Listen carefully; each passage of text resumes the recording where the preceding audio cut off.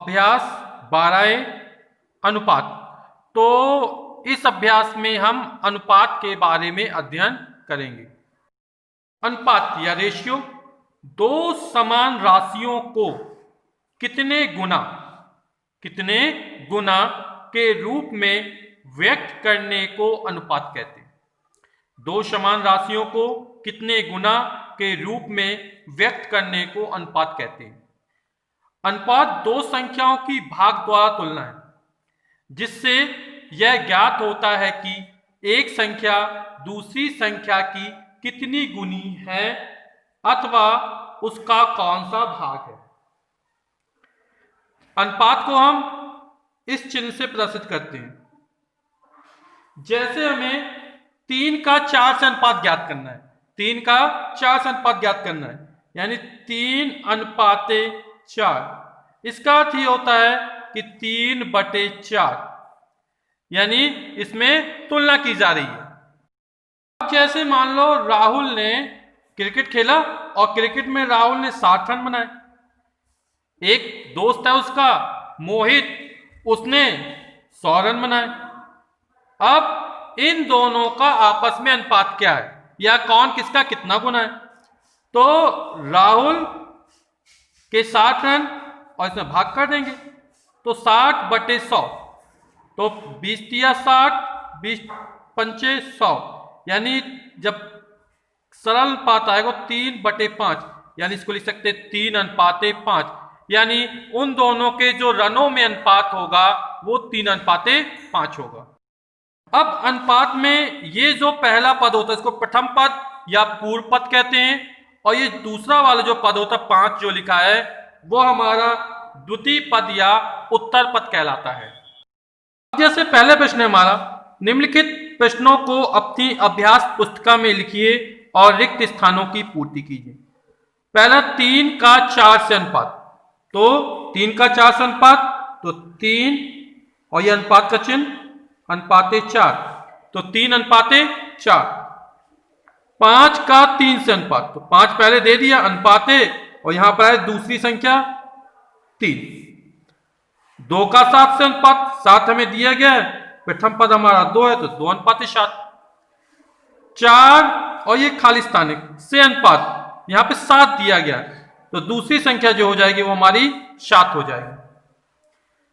अनुपात में व्यक्त कीजिए 2 किलोग्राम का 500 ग्राम से अनुपात।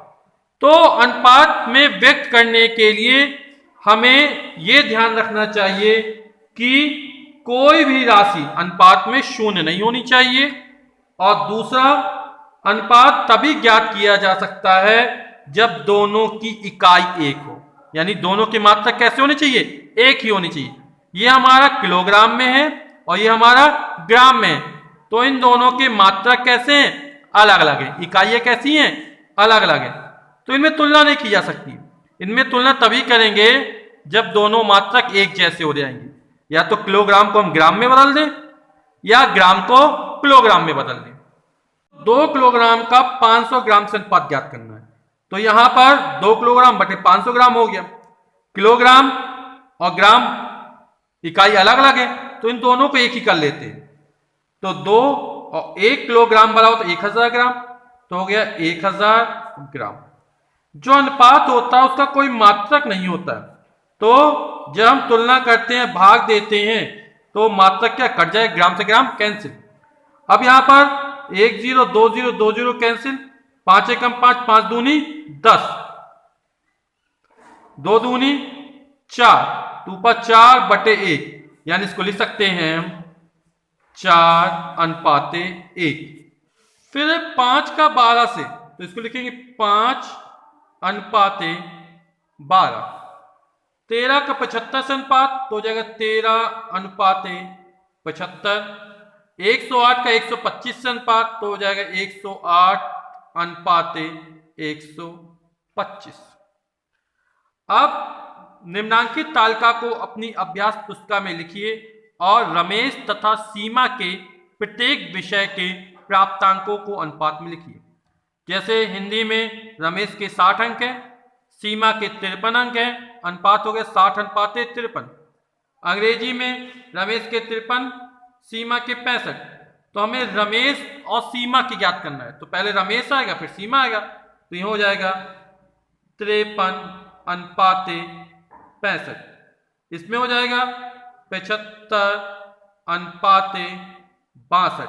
इसी तरह बाकी के हो जाएंगे 48:55 और 63:71।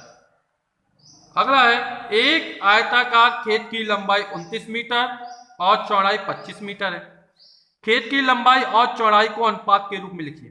तो पहले लंबाई है, खेत की लंबाई और चौड़ाई, तो लंबाई हमारी 29 मीटर है, चौड़ाई हमारी 25 मीटर है, तो लंबाई और चौड़ाई का अनुपात हो जाएगा 29:25। हम लिखेंगे खेत की लंबाई बराबर 29, फिर खेत की चौड़ाई बराबर 25, लंबाई और चौड़ाई में अनुपात बराबर 29:25। अब निम्नांकित सारणी को अभ्यास पुस्तिका में लिखिए और रिक्त स्थानों की पूर्ति कीजिए। पूर्व पद और उत्तर पद, जो प्रथम पद को पूर्व पद बोलते हैं और द्वितीय पद को उत्तर पद बोलते हैं। तो प्रथम पद 7, उत्तर पद हो जाएगा इसमें 8। इसमें प्रथम पद हो जाएगा 13, उत्तर पद हो जाएगा 21। इसमें प्रथम पद हो जाएगा 73 और उत्तर पद हो जाएगा हमारा 85। अगला है, निम्नांकित अनुपातों के व्युत्क्रम लिखिए।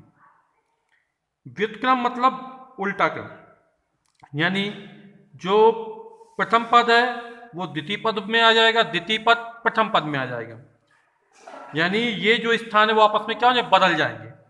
जैसे 3:14 यानी 3/14, इसका उल्टा 14:3 यानी 14/3। इस तरह 15:17 का व्युत्क्रम 17:15। जैसे 25:37 का व्युत्क्रम क्या हो जाएगा, 37:25। अब लिखेंगे जैसे 65:67 का व्युत्क्रम जो हो जाएगा 67:65, यानी प्रथम पद द्वितीय पद में चला जाएगा, द्वितीय पद प्रथम पद में आ जाएगा। फिर बोला प्रथम और द्वितीय पद बताइए। 3 इसका प्रथम पद है, इसका प्रथम पद 4 है, इसका प्रथम पद 13 है। द्वितीय पद 7 है, इसमें द्वितीय पद 11 है, इसमें द्वितीय पद 27 है। प्रथम पद को हम पूर्व पद भी कहते हैं और द्वितीय पद को उत्तर पद कहते हैं। तो पूर्व पद, उत्तर पद या प्रथम पद, द्वितीय पद।